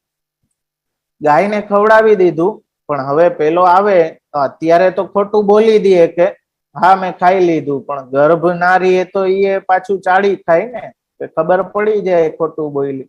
તો એની આત્મદેવની બહેન આવી, એટલે કે આની નણંદ ને એને બધી વાત કરી. ઓલી પણ પાછી આના જેવી, એટલે એને કીધું કે એક કામ કર, મને તો અત્યારે ગર્ભ છે જ અને મારો જે કઈ સંતાન થશે એ હું તને આપી દઈશ, તું ગર્ભનું ખાલી નાટક કર અને જ્યારે મારું સંતાન થશે એ હું તને આપી દઈશ, પણ મારા વરને તારે રૂપિયા આપવા પડશે એના. કે ભલે, બે વચ્ચે કોન્ટ્રાક્ટ નક્કી થઈ ગયો તો ઓકે આવી રીતે કરશું. અને આત્મદેવને કહ્યું કે ભાઈ મેં ફળ ખાઈ લીધું, એકચ્યુઅલી ફળ તો ગાયને ખવડાવી દીધું. તો આત્મદેવ ભી માની ગયો કે ચાલો, અને ગર્ભ રહ્યો. પેલીએ ભી નાટક કર્યું અને ગાયને ભી ગર્ભ રહ્યો. આવી રીતે જ્યારે 9 માસ પૂર્ણ થયા ત્યારે જે કોન્ટ્રાક્ટ હતો એ પ્રમાણે ઓલીને પુત્ર થયો, એ આને દઈ ગઈ ના, એ કઈ દ્રવ્ય પૈસા એને આપી દીધા. એ જે પુત્ર થયો, આત્મદેવ ખૂબ જ રાજી થયો કે ઓહો વાહ, સુંદર આ પુત્ર થયો, કેટલા વર્ષે મારે ત્યાં સંતાન આવી. એનું નામ ધુંધુકારી પાડ્યું. અને સાથે સાથે ગાયને પણ પ્રસૂતિ આવી અને ગાયે પણ એક પુત્રને જન્મ દીધો, પણ એ મનુષ્યનો પુત્ર જાણે હોય. એના કાન છે એ ગાય જેવા થયા, તો એનું નામ ગોકર્ણ પાડ્યું. અને આત્મદેવે એને પણ પોતાના સંતાનની જેમ જ રાખીને એને મોટો કર્યો. હવે ગોકર્ણ તો બહુ સદાચારી અને એકદમ, કેમ કે સંતના ફલનું રૂપે એ પ્રગટ થયો હતો. અને ધુંધુકારી તો મહાવિષય, બધું ના કરવાનું જ કરે, ખોટી વસ્તુ જ કરે. એના લીધે 1000 વસ્તુ આત્મદેવને સાંભળવી પડે. પુત્રના આ બધા લક્ષણ જોઈ એ દુઃખથી આત્મદેવ ઘર છોડીને વનમાં ચાલ્યો ગયો. ગોકર્ણ ભી પોતાના ભાઈની આ સ્થિતિ જોઈને બહુ વિચલિત થતો અને એ ભી નીકળી ગયો. પાછળથી પોતાની માતાને જ મારીને ધુંધુકારીએ ભગાડી દીધી અને 5 વેશ્યાઓને લઈને ઘરમાં આવ્યો અને ભોગ વિલાસમાં જ આખું જીવન એનું વ્યતીત થયું. એમાં એ 5 વેશ્યાઓને લૂંટીને એને મારી નાખ્યો અને એ પ્રકારનું બધું એની દુર્ગતિ થઈ. પોતાના ભાઈની આ દુર્ગતિ જોઈને ગોકર્ણને દયા આવી, એટલે એ પ્રેત યોનિમાંથી છૂટે એનો ભાઈ, એટલા માટે એને શ્રીમદ ભાગવતની કથા કરી. અને વાસમાં વાયુ રૂપે ધુંધુકારી આવીને, વાસનું એક સ્થાપન થાય, એમાં વાયુ રૂપે ધુંધુકારી આવીને બેઠો અને કથાનું શ્રવણ કરે. અને રોજે રોજ 7 દિવસ પર્યંત વાંસની એક એક ગાંઠ ફૂટતી જાય. એવી રીતે 7મે દિવસ કથાની પૂર્ણાહુતિ થઈ ત્યારે દેવ વિમાન આવ્યા અને પ્રેત યોનિમાંથી ધુંધુકારીને છોડાવી અને એની સારી ઉત્તમ ગતિ કરી. આ ભાગવત મહાત્મ્યની કથા છે કે શ્રીમદ ભાગવત થી આ રીતે જે પાપિયાઓ છે એનો પણ ઉદ્ધાર થઈ જાય. આ એનું મહાત્મ્ય છે. પણ ધેટ ડઝન્ટ મીન કે આપણે પાપિયા બની જાય. જો આ બધી કોમન સેન્સ ની વાત છે, આ ઝીણી ઝીણી વાત સમજવા જેવી છે. જેમ ગુસાઈજી માટે કહ્યું કે મહાપતિત ઉદ્ધારે, ગુસાઈજી નું પ્રમેય બલ તો એવું છે કે પાપીમાં પાપી વ્યક્તિ હોય, દુરાચારી હોય, એનો પણ ઉદ્ધાર કરી દે. બટ ધેટ ડઝન્ટ મીન કે યુ બી વન, તમે એ પતિત થઈ જાઓ કે તમે પાપિયા થઈ જાઓ. તો એવી રીતે આપણે ત્યાં શ્રીમદ ભાગવત પછવાડે કરવાનો કોઈ કોન્સેપ્ટ જ નથી. આ પછીથી આવી ગયો એ વાત જુદી છે, પણ આપણે તો બ્રહ્મ સંબંધી જીવની ક્યારેય દુર્ગતિ માનતા જ નથી, તો પછવાડે કરાવવાનો પ્રશ્ન જ ઉભો નથી. ઘણા કહે ને કે પુષ્ટિ માર્ગમાં પછવાડે શ્રીમદ ભાગવત થાય કે નહીં, તો મહાપ્રભુજીના સ્પષ્ટ વચનો છે કે પઠનીય પ્રયત્નેન સર્વ હેતુ વિવર્જિત. પ્રયત્ન પૂર્વક આનું પઠન કરવું, બધા હેતુ કોઈ પણ કારણ રાખીને નહીં. આ હોસ્પિટલ બનાવી છે એટલે ભાગવત રાખી, ફલાણું કરવું છે એટલે ભાગવત રાખી, આપણે પિતૃઓના મોક્ષાર્થે ભાગવત. અરે મોક્ષની શું જરૂર છે? આપણે તો લીલાની પ્રાપ્તિ માનીએ છીએ. આપણા વડવાઓ કઈ ધુંધુકારી છે કે એને મોક્ષાર્થે ભાગવત રાખવી પડે? ભાગવત આપણે ત્યાં નિત્ય છે મારા વાલા, નિત્ય ભાગવત છે. પઠનીય પ્રયત્નેન સર્વ હેતુ વિવર્જિતમ. કોઈ પણ બીજું કારણ, ભક્તિને છોડીને કોઈ પણ બીજું કારણ શ્રીમદ ભાગવત શ્રવણનું કે પઠનનું ના હોવું જોઈએ. સર્વ હેતુ વિવર્જિત. અને મોક્ષાર્થે શું કામ ના કરવી એ બી હું કહું છું કે મોક્ષાર્થે ક્યારે થાય કે જ્યારે ગતિ ના થઈ હોય. પણ ભગવાન અપી પુષ્ટિસ્થો ન કરીષ્યતિ લૌકિકીમ ચ ગતિમ. એવો અભય વચન તો આપણા ગુરુદેવ, આપણા આચાર્ય, આપણા વલ્લભ આપણને આપે છે કે આપણા પુષ્ટિ પ્રભુ પોતાના જીવની ક્યારેય લૌકિક ગતિ નહીં કરે, નહીં કરે, નહીં કરે. એવો વિશ્વાસ તો આપણામાં હોવો જોઈએ કે નહીં? ઈ પછી બી એમની પછવાડે આપણે ભાગવત નું વિચારતા હોય, ધેટ મીન્સ કે ગતિમાં આપણો ભરોસો નથી. એટલે પછવાડે ભાગવત નથી મારા વાલા. પછવાડે શું છે? જીવતા વાંચો ને, મહિરા પછી આપણા માટે કોક બેહાડે એના કરતા તમે જ બેહી જાઓ ને પોથી લઈને. બીજાના ભરોસે હું કામ રહ્યો છો? મરી જાઉં, મરવાની રાહ હું કામ જોવો છો આ રસને પીવા માટે? નિગમ કલ્પ તરોર ગલિતમ ફલમ સુખ મુખાદ અમૃત દ્રવ સંયુતમ. સુખદેવજીના મુખથી શ્રવેલું જે આ અમૃત છે એનું પાન કરો ને મારા વાલા અત્યારે જ. મરવાની શું કામ રાહ જોવો છો કે અમે મરી જાય પછી અમારા છોકરાઓને પોતરાઓને? હવે એ વનઠેલ નીકળ્યા તો રખાવશે કે નહીં એ ક્યાં ગેરંટી છે? તો મહિરા પછીનું નહીં વિચારો, જીવતા આજનો લાવો લીજીએ કાલ કોને દીધી. કાલનો શું વિચારો? આજે જે પ્રાપ્ત થયું છે, જે હાથમાં આવ્યું છે એનો લાવો લ્યો. તો જીવતા ભાગવત વાંચો. એવું વિચારો નહીં કે મહિરા પછી પોથી લખાવશે છોકરાઓ. એવું નહીં. જીવતાજી પોથી ઘરમાં રાખો, પછવાડે નહીં ભેગી રાખો. પોથી પછવાડે ના જોઈએ, ભેગી જોઈએ પુષ્ટિ માર્ગમાં. એ વાત સમજો. તો ભેગી રાખો મારા વાલા પોથીને. તો એટલું તો શ્રીમદ ભાગવતનું મહાત્મ્ય આપણને બતાવ્યું છે કે એ તો મહાપતિતનો પણ ઉદ્ધાર કરે એવું આ શાસ્ત્ર છે. ધેટ ડઝન્ટ મીન કે આપણે મહાપતિત થઈ ગયા, કે આપણા વડવાઓ કે જે સેવા કરી ગયા, જે મરજાદ પાડી ગયા, જે બ્રહ્મ સંબંધી છે, એમના પછવાડે કઈ કરવાની જરૂર શું છે? આપણે તો એમની અલૌકિક ગતિ માનીએ, એમાં શંકા થાય છે. માલા પેરામણી એટલે જ આપણે કરીએ ને. આ બધાને એમ થાય કે કઈક પછવાડેનું હોય છે એટલે એમ કે બાપુજીને રજા આપવી. અરે સેનાથી રજા આપવી? કોણે બાંધી રાખ્યા તારા બાપુજી? એ શબ્દ જ ખોટો છે, રજા આપવી. બાને રજા આપવી. ભાઈ બાને કોઈ રજા થઈ ગઈ, કોઈ બાંધા નથી. માલા પેરામણી કોઈ પછવાડેની ક્રિયા કે વિધિ નથી. આપણો વિશ્વાસ છે કે ભગવાન અપી પુષ્ટિસ્થો ન કરીષ્યતિ લૌકિકીમ ચ ગતિ. એ પુષ્ટિ પ્રભુ ક્યારેય આપણી લૌકિક ગતિ નહીં કરે એવો દ્રઢ ભરોસો આપણી અંદર છે. એ માલા પેરામણી મનોરથ રૂપે આપણે પ્રગટ કરીએ છીએ. એમાં ગતિ બાબતે તો શંકા ઘણાને એમ થાય કે માલા પેરામણી કરો ને ભાગવત પછવાડે કરાવો તો જ ગતિ થાય. અરે મારા વાલા, ગતિ થઈ ગઈ છે એનો વિશ્વાસ આપણને છે એટલે માલા પેરામણી કરીએ. એ આનંદનો મનોરથ છે. એ કોઈ દુઃખનો પ્રસંગ કે કોઈ વિધિ કે ક્રિયા નથી. તો મારા વાલા, વસ્તુ એ સમજવાની કે મહાપ્રભુજીના મતે ભાગવત તો જિજ્ઞાસુતા. અહીં સૂતજીને સૌનકજી દ્વારા, ઋષિઓ દ્વારા 6 પ્રશ્નો પૂછવામાં આવ્યા. કયા કયા? કે સૌથી કરવા લાયક કર્મ શું છે?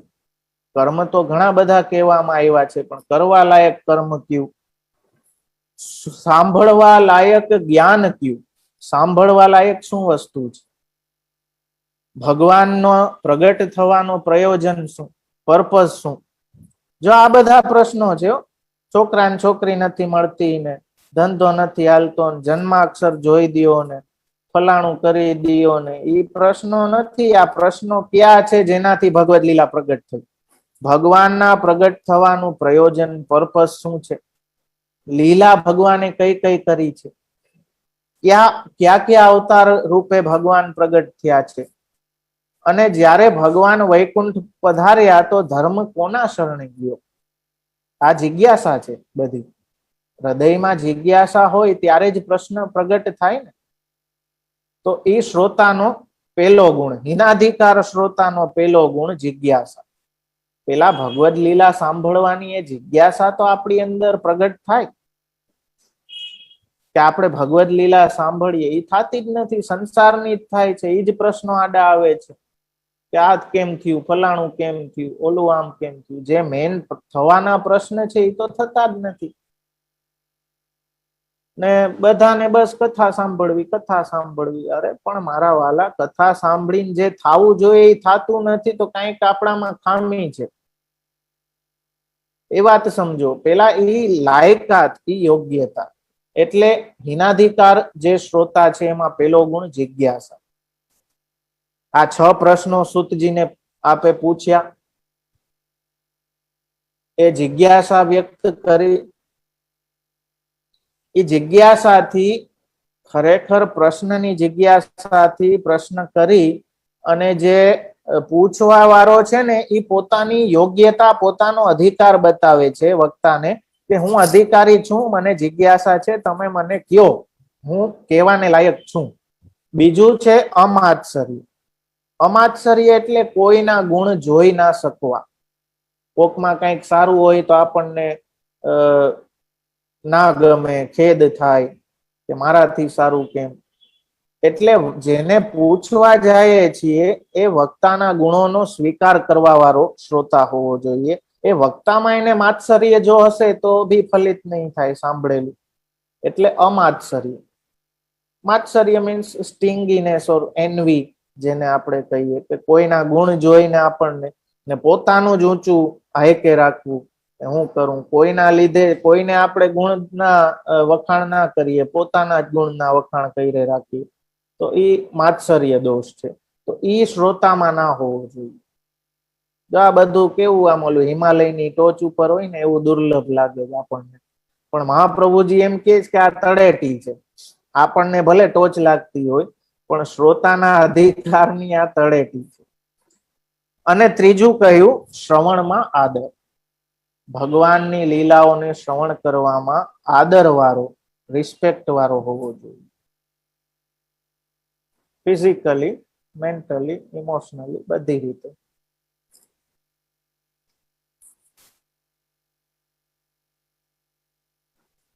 તો મારા વાલા, પ્રશ્ન ભી આ પ્રકારના થવા જોઈએ કે ભગવાનની લીલા વિષયક પ્રશ્ન આપણને થાય તો એવા પ્રશ્ન ખાલી પ્રશ્ન કરતાની જ ના તારે, પણ એની સાથે સાથે જેટલા સાંભળનારા હોય એને ભી તાળે. એટલે આ પરબ્રહ્મની કથા છે એ બતાવવા માટે મંગલાચરણમાં જ ગાયત્રીનો આખો અર્થ શ્રી વ્યાસજી જન્માદ્યસ્ય યતોન્વયાદિતરતશ્ચાર્થેષ્વભિજ્ઞ સ્વરાટ એને બ્રહ્મ હૃદાય આદિ કવયે મુહ્યંતિ યત્સૂરય. તો એમાં જ આખો ગાયત્રીનો અર્થ આપ પ્રગટ કરી દે છે કે આ જગતનો જન્મ અને સ્થિતિ જે બ્રહ્મના કારણે છે, એવા બ્રહ્મ કે જે આ બધું પ્રગટ કરવા વાળા છે અને છતાં પ્રગટ કરીને એ વિષયોમાં લિપ્ત નથી થતા, એવા જે બ્રહ્મ છે કે જેમણે આદિ કવિ એટલે બ્રહ્માજી, એ બ્રહ્માજીને પણ સમસ્ત વેદોનું જ્ઞાન કરાવ્યું છે. એવા બ્રહ્મને સત્યમ પરમ ધીમહિ, એવા સત્યરૂપ ભગવાનને હું શરણે જાઉં છું. તો આખો ગાયત્રી જે વેદનું બીજ છે એનો અર્થ શ્રીમદ ભાગવતમાં મંગલાચરણમાં જ વ્યાસજી કરી અને એ બતાવે છે કે આ વેદ તુલ્ય જ આ સંહિતા છે, સમાધિ ભાષા છે, અને વેદમાં અને શ્રીમદ ભાગવતમાં કોઈ તારતમ્ય નથી. આ તો વેદ રૂપી વૃક્ષનું ફલ છે. એટલે આગળ કહ્યું કે નિગમ કલ્પ તરોર ગલિતમ ફલમ, જે નિગમ રૂપ વેદ રૂપ જે કલ્પ વૃક્ષ છે એનું ગલિત ફલ, અમૃત રૂપ ફલ કે જેમાં સુખની ચાંચ લાગેલી છે, એટલે સુખ મુખાદ અમૃત દ્રવ સંયુતમ, એ તો સુખના મુખના સ્પર્શ થવાથી અમૃત રૂપ એ દ્રવ્ય શ્રીમદ ભાગવત છે. તેથી પીબતમ, એનો પાન કરો. મારા વાલા, સેવા કયો કે કથા કયો, સેવા દ્વારા કે કથા દ્વારા આપણે પાન તો કરીએ છીએ. એટલા માટે આગળ આ પ્રશ્નોનો જવાબ દેતા સૂતજી કહે છે કે જે ધર્મથી ભગવાનની પ્રસન્નતા પ્રાપ્ત ના થાય એ ધર્મ પણ ધર્મ નથી, મજૂરી છે. હા, જો કયું કર્મ કરવું ને એ પ્રશ્નના ઉત્તરમાં કહે છે કે કર્મ આપણે ધર્મરૂપ કર્મ કરીએ, પણ એ ધર્મરૂપ કર્મ પણ ક્યારે સિદ્ધ થાય કે જેમાં ભગવાનની પ્રસન્નતા પ્રાપ્ત થાય, તો એ ધર્મ ધર્મ કર્યો કહેવાય. બાકી તો એ ધર્મ નથી, મજૂરી છે. એ આપણી સેવામાં કેટલું વણાયેલું છે. ક્ષણે ક્ષણે ભગવાનના સુખનો વિચાર. આપણો કર્મ પણ એવો હોવો જોઈએ કે જેમાં ભગવાનનું સુખ સમાયેલું. આપણું સુખ નહીં, મને શું મળશે. આજે આપણી વ્યાધિ થઈ ગઈ છે કે આપણે બધે આપણું આપણું મારું મારું વિચાર કરતા રહીએ, અને એના કારણે જે મૂળ ભાવ છે ધર્મ કરવાનો, ધર્મ આપણા સુખ માટે નથી. ધર્મ એ જ સાચો છે જો અહીં ક્રમથી ચારેય પુરુષાર્થોને કેવી રીતે ભક્તિના સર્કલમાં વણી લેવા, એ વાત સૂતજી સમજાવે છે. કેમ કે સૂતજી અહીં વક્તા તરીકે આપ અધિકારી છે સંપ્રદાયથી, કે સુખદેવજી પાસેથી મેં સાંભળેલું છે કે એવું નથી કે કોક કહેતા હતા કોક કહેતી હતી ને એના લીધે ગમે મન થયું આવીને કહી દીધું. નહીં, આ વક્તા ઓથેન્ટિક છે. એ સંપ્રદાયથી સાંભળેલી જે ગુરુ પાસેથી પ્રાપ્ત થયેલી કથા છે એને કહે છે, એમાં પોતાનું કઈ ઉમેરતો નથી. તો એ ઓથેન્ટિક વાત કહેવા વાળા આપ સૂતજી છે, એ પહેલો અધિકાર.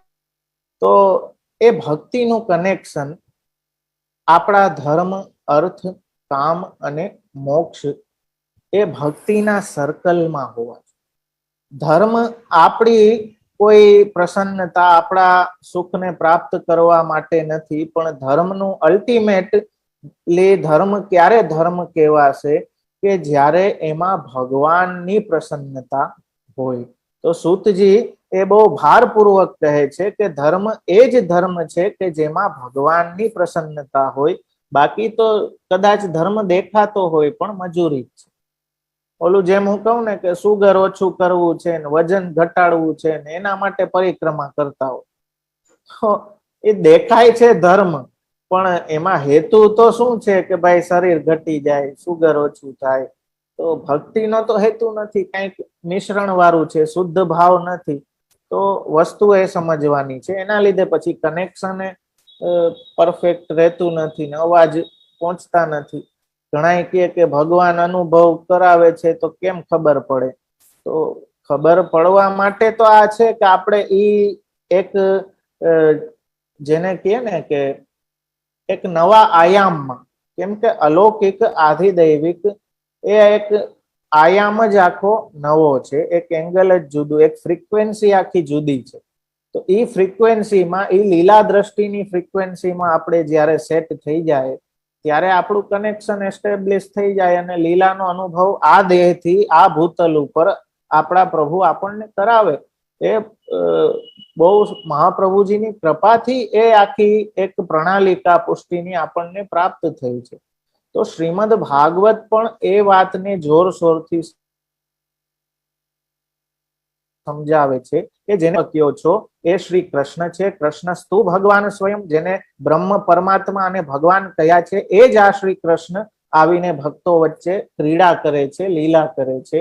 અને માઇન્ડ ઇટ એ જ કૃષ્ણ તમારે ઘરે મહાપ્રભુજીની કૃપાથી તમારી સેવા અંગીકાર કરે છે.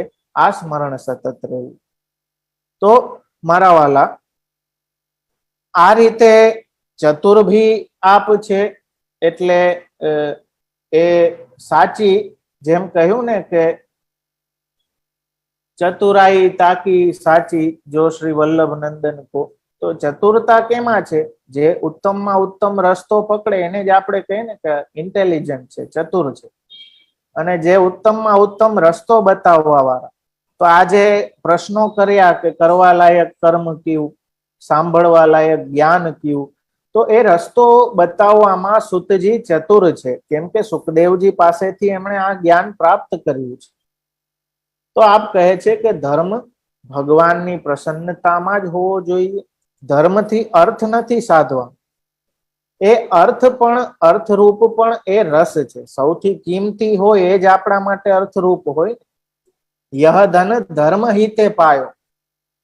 ઠાકોરજી આપણા માટે એટલા કિંમતી છે, એ આપણને ભગવદીઓ આચાર્ય ચરણના વચનો આપણને સમજાવે કે ભાઈ દેવતાઓને જે રસ દુર્લભ છે એ રસ ભક્તિથી પ્રાપ્ત થાય છે.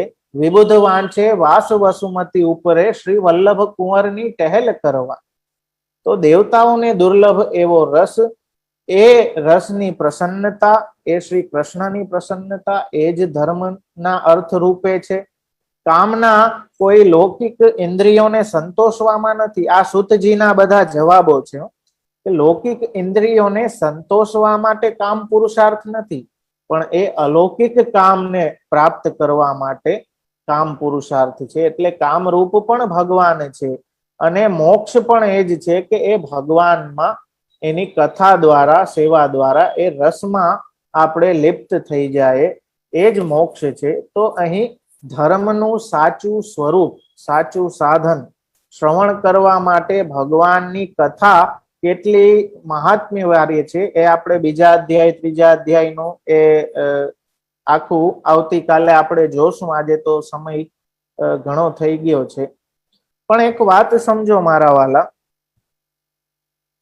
કે જેમ મેં કહ્યું કે ભાગવતાર્થ અને સુબોધનીજી જે 7 પ્રકારે અર્થો કહ્યા છે, એટલા અદ્ભુત અને સુંદર રીતે શ્રીમદ ભાગવતનો અર્થ, કેમ કે શ્રીમદ ભાગવત ગૂઢાર્થ પ્રકાશન પરાયણ. અને આપ પોતે જ ભાગવતાર્થમાં આજ્ઞા કરે છે, અર્થમ તસ્ય વિવેચિતુમ નહીં વિભુર વૈશ્વાનરાદ વાગપતે, કે આ શ્રીમદ ભાગવતનો અર્થ પ્રગટ કરવાને માટે ભગવાને દત્વાજ્ઞામ, ભગવાને મને આજ્ઞા આપી અને એ કૃપા દ્રષ્ટિ પૂર્વક, જેવી રીતે વ્યાસજીને શ્રીમદ ભાગવતની રચનાની આજ્ઞા થઈ, એવી રીતે એના રહસ્યોને પ્રગટ કરવાની આજ્ઞા ભગવાને મને આપી. કેમ કે આ રહસ્યોને પ્રગટ કરવાનું સામર્થ્ય વાક્પતિ સિવાય બીજા કોઈમાં ન જાણી અને ભગવાને આજ્ઞા આપી. તો મહાપ્રભુજીનો અર્થ એ આપણા માટે સર્વોત્તમ અર્થ છે. એનું જ આપણે અવગાહન કરવું જોઈએ. ભેંસ બનીને એમાં જઈને બેસી જાય એ વાત જુદી છે મારા વાલા, પણ આપણે ત્યાં નિત્ય ભાગવત છે. એક શ્લોક તો એક શ્લોક નિબંધમાંથી અધ્યાયનો અર્થ વાંચો, ભલે સુબોધની જે સમજાય ના સમજાય, પડે સુને નહીં આવે, જોલો આપુન પે ના જનાવે, તબલો સકલ સિદ્ધાંત માર્ગ કો પડે સુને નહીં આવે. વાંચવા સમજવાથી આ નથી, આપણા પ્રયત્નથી, આપણા સાધનથી નથી આવવા. તો આપણે એમ સમજીએ કે હું આટલું માત્સર્ય આપણામાં આવી જાય, કે એટલે અમાત્સર્ય હોવું જોઈએ.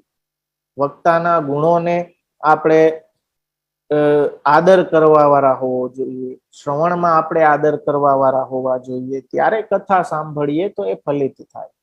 તો મારા વાલા, શ્રીમદ ભાગવતનો આપણો આ ક્રમ બહુ સુંદર મનોરથ સ્મિતાબેને કર્યો, અને એલે મંદિર વાળા બધાને હું ખૂબ ખૂબ અભિનંદન આપું છું. કે ઓલે 7 દિવસનું મેં જેમ કહ્યું કે મને બહુ ફાવતું નથી એવું પોથી લખાવી ના તે, એ મારું કામ નથી. આજે તો એ વાત આખી ઓલી થઈ ગઈ છે, કેમ કે આચાર્ય અને કથાકારમાં ભેદ હોય છે. માણસો બધા ધોતિયા વાળા ને તિલક વાળા ને એમ જ સમજે કે આ એક જેવા, એવું નથી. એમાં બી હાયરાર્કી છે. એ હાયરાર્કી આજે આપણે સમજતા નથી. એટલે આચાર્ય ચરણે કૃપા વિચારીને મને ઊંચો બેસાડ્યો છે, તો હું શું કામ ઉભો થઈને નીચો બેસું? તો એ કૃપાનું ધ્યાન કરી અને એ પૂરું કરવાના મૂડમાં નહીં. મેં સ્મિતાબેનને ત્યારે બી કહ્યું હતું કે જો તમારે પૂરું કરી દેવું હોય તો કોઈક બીજાને કયો, કેમ કે મને પૂરું કરતા બહુ આવડતું નથી. તો પૂરું કરવાના મૂડમાં નહીં, પણ આ રસ કાયમી આપણે પૂરા થાય ને ત્યાં સુધી આ પૂરું ના થાય એવો રસ આપણા જીવનમાં જળવાઈ રહે એ ભાવથી. તો આ તો સમુદ્ર છે મારા વાલા. 7 દીમાં કેવી રીતે પૂરું થઈ જાય ને એ મને સમજાતું જ નથી કોઈ દિવસ. તો પ્રથમ સ્કંદને એના આખા સ્ટ્રક્ચરને, માળખાને, ભાગવતાર્થને સુબોધનીજી પ્રમાણે હજી 3 દિવસ આપણી પાસે છે. એમાં આપણે પ્રથમ સ્કંદને વ્યવસ્થિત જાણશું, સમજશું અને આ જ રીતે પાર્ટમાં આપણે ચાલશું કે પહેલા સત્રમાં આ સેશનમાં આપણે પ્રથમ સ્કંદ નો વિચાર કરીએ શ્રી આચાર્ય ચરણની દ્રષ્ટિએ, પછી દ્વિતીય લેશું, પછી તૃતીય લેશું, ચતુર્થ લેશું, એમ 12 સ્કંદ કરશું. એવી રીતે ભાગવતજીનો આનંદ લ્યો. આ તો કાયમી છે મારા વાલા. એ તો આપણે આ કાઢી દીધું કે 7 દિવસ અડી અડીને છૂટાની રમત રમવા લાગીએ, તો એવું નથી મારા વાલા. કાયમી આ રસનો પાન કરીએ એવું આચાર્ય ચરણ ને હું તો એમ કહું છું કે આ 4 દી પૂરતું નહીં, પણ પછી ઓલી ગાય ચરીને પાછી ગમાણે બેસે ને પછી વાગોળે. વાગોળે એટલે ને ગાયનું મોઢું તમે જોવો, એ ચરીને આવે ને પછી બેઠી બેઠી કલાક સુધી એને ચાલુ જોઈએ. તો એવી રીતે આ 4 દિવસ, even including me, not just you all, including me, આ 4 દિવસ આ પ્રથમ સ્કંદનો આપણે મહાપ્રભુજીની કૃપાથી અવગાહન કરીએ અને પછી એનું ચિંતન કરીએ, એનું મનન કરીએ કે આમાંથી શું શું આપણે આપણી લાઈફમાં એપ્લાય કરી શકીએ, શું શું આપણી લાઈફમાં કૃપા આપણે લીલા દ્રષ્ટિને જોઈ શકીએ, એ ઇન્સાઇટ આપણી વિકસાવીએ. આ રીતે શ્રીમદ ભાગવતના રસને લેતા રહીએ. એક એક સ્કંદ આપણે લેશું નિબંધ અને સુબોધનીજી પ્રમાણે. આખું લેવામાં તો માઇન્ડ આખી જીવન નીકળી જાય, પણ આપણે બને એટલું સારગર્ભિત એમાંથી જે સ્કંદનો અર્થ છે, જે કોઈ શ્લોકો ને વિશેષ કરીને ડિટેલથી આપણે સમજવા છે, એ રીતે આપણે ચાલશું. પણ વર્ડ બાય વર્ડ તો ચાલીએ તો આમાં તો જીવન ટૂંકું પડે. 7 દી તો દૂરની વાત છે. તો ખૂબ જ આનંદપૂર્વક આવા અધિકારી શ્રોતા જ્યારે પ્રાપ્ત થયા ત્યારે સૂતજીએ એમની જિજ્ઞાસા જાણી એમના પ્રશ્નોનું સમાધાન બીજા ત્રીજા અધ્યાયમાં કર્યું છે.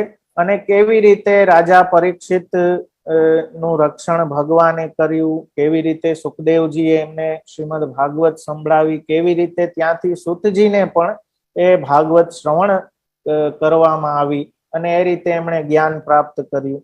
આગળ મધ્યમ અધિકારમાં વ્યાસજીની ચિંતા, નારદજીનું એમને મળવું અને ભક્તિના ભાવો માટે એમને પ્રેરિત કરવા, એમની સમાધિ લગાવવી, એ બધો આખો ક્રમ મધ્યમાધિકાર શ્રોતા વક્તામાં આવશે. અને ત્યારબાદ સુખદેવજી અને પરીક્ષિતજીના સંવાદ રૂપે ઉત્તમાધિકાર, ઉત્તમ વક્તા અને ઉત્તમ શ્રોતા નો એમાં. તો આ પ્રથમ સ્કંદનો આ વિષય છે અધિકાર લીલા, કે 3 પ્રકારના અધિકારી અહીં શ્રોતા વક્તા બતાવ્યા છે. એમની યોગ્યતા, એલિજિબિલિટી શું હોય, એમની કેમ હીનાધિકાર છે, કેમ મધ્યમ છે, કેમ ઉત્તમ છે, એ બધું આખું આપણે આચાર્ય ચરણની વાણી પ્રમાણે સમજવાનો પૂરો પ્રયત્ન કરશું. બાકી બસ એ જ વિનંતી શ્રી આચાર્ય ચરણના ચરણોમાં કરીએ કે આજે જેવી સ્થિતિ આપણે નામ સ્વરૂપની કરી છે એમાંથી આપણે ઊંચા આવીએ અને ભાગવતજીનું જે રસ સ્વરૂપ આપે પ્રગટ કર્યું છે, ભાગવત ગૂઢાર્થ પ્રકાશન પરાયણ, એના ગૂઢ અર્થોને આપે પ્રકાશિત કર્યા છે, એનો રસ જેમ હરિરાય ચરણ કહે, નચ દ્રષ્ટા સુબોધિની વ્રથા તજ્જન. વૈષ્ણવ થઈને ખાલી કહેવાતા વૈષ્ણવ રહ્યા કે કોઈ આવીને પૂછે કે તમે કેવા, તો હા અમને બ્રહ્મ સમન છે હો, અમે વૈષ્ણવ, ખાલી એટલું ના રહીએ અને આ રસનો આપણે લાવો લઈએ. વૈષ્ણવ થઈને જો આચાર્ય ચરણનો આશ્રય ના કર્યો, જો સુબોધનીજીને ભણ્યા નહીં, કે જેને ભણીને મોટા મોટા વિદ્વાનો પણ ગોથા ખાઈ જાય છે. આજે જર્મની કયો, હાર્વર્ડ યુનિવર્સિટી કયો, જર્મનીની સંસ્કૃત યુનિવર્સિટી છે કયો, બધે આચાર્ય ચરણની સુબોધનીજી અણુભાષ્યને કેટલા આદરપૂર્વક ત્યાં સંગ્રહિત કરવામાં આવ્યા છે. તો એટલો આદર આ ગ્રંથ પ્રત્યે આપણે વિકસાવીએ અને મહાપ્રભુજીની કૃપાથી જે રસ આપે આપણને પીરસ્યો છે એને પાન કરવાના આપણે અધિકારી થાય એવી કૃપા શ્રી વલ્લભ આપણા સર્વ પર વરસાવે. અને આપ તો કૃપાલુ છે એટલે આપ તો સ્વભાવ જ આપનો કૃપા વરસાવવાનો છે, પણ એને ઝીલવા માટે એવી પાત્રતાનું પણ દાન આપ કરશે ત્યારે જ થશે. તો એ શ્રી વલ્લભના ચરણોમાં એ જ વિનંતી કરીએ અને આજના સત્રને આપણે વિરામ આપી આવતીકાલે ફરી આપણે હિનાધિકાર પ્રકરણ સમજીને મધ્યમાધિકાર પ્રકરણને સમજશું. મુખ્યત્વે શ્રોતાના જે ગુણ હિનાધિકારમાં અને વક્તાના જે ગુણ એ આપણે જોઈ ગયા. જિજ્ઞાસુતા, અમાત્સર્ય અને શ્રવણમાં આદર, આ ત્રણ ગુણો શ્રોતાના. અને વક્તા કેવો? ઓથેન્ટિક, સંપ્રદાયથી ભાગવતના તત્વને જાણવા વાળો, ચતુર હોય ભગવાનની લીલાને કહેવામાં અને ભગવાનની લીલાના ગૂઢ રહસ્યોને જાણવા વાળો. આ ત્રણ ગુણ વક્તાના એ આપણે ભાગવતાર્થ પ્રકરણના અનુક્રમે એ અર્થને આજે જોઈ ગયા. આવતીકાલે આપણે અધ્યાયોમાં પણ પ્રવેશ કરી એનો અર્થ પણ વિચારશું અને આ જ રીતે ભાગવતના આખા ક્રમને પ્રથમ સ્કંદથી લઈ 12મા સ્કંદ સુધી, એટલે એટલું મને તમારે સહન કરવો પડશે. ત્યાં સુધી તો ફિક્સ જ છે. તો એ આપણે મહિને 1.5 મહિને જે રીતે સમયની અનુકૂળતા થાય એ રીતે એક એક સ્કંદ આપણે લેતા જશું. તો આ વર્ષ તો આપણું રસમાં, એ ભાગવત રસમાં જ નીકળી જાય. બસ એવી જ રીતે આખું જીવન પણ આ બસ ચર્ચા કરતા નીકળે ને એ ફલરૂપ છે. બીજી કઈ લોહળ ચર્ચા કે કઈ કોકની નિંદા કે પંચાત ઓટલે બેહીને ઓટલા તોડવા એના કરતા કંઈક ભગવત નામ લઈ અને મહાપ્રભુજીની વાણીને આપણી ભલે અલ્પ બુદ્ધિ અલ્પમતિ પ્રમાણે વિચારીએ તો એનાથી મોટું ફલ બીજું આઈ ડોન્ટ થિંક કોઈ છે. તો આજે આશ્રયનું પદ ગાન કરશું અને આજના ક્રમને અહીં આપણે વિરામ આપશું અને આવતીકાલે ફરી આપણા આ ક્રમને આગળ વધારશું. દ્રઢઈન ચરણન કેરો ભરોસો, દ્રઢઈન ચરણન કે શ્રી વલ્લભન ચંદ્ર છટા બિન સબ જગ માં જ અંધેરો ભરોસો, દ્રઢઈન ચરણન કે साधन और नहीं या कली में जासु होत निवे, सूर कहा कहे द्विविध आंधरो, बिना मोल को चेरो भरोसो, દ્રઢઈન ચરણન કે દ્રઢઈન ચરણન કેરો ભરોસો, દ્રઢઈન ચરણન કે શ્રી વલ્લભાધીશ કી જય, શ્રી ગોપીનાથ પ્રભુ ચરણ પ્યારે કી જય, શ્રી ગુસાઈજી પરમ દયાલ કી જય.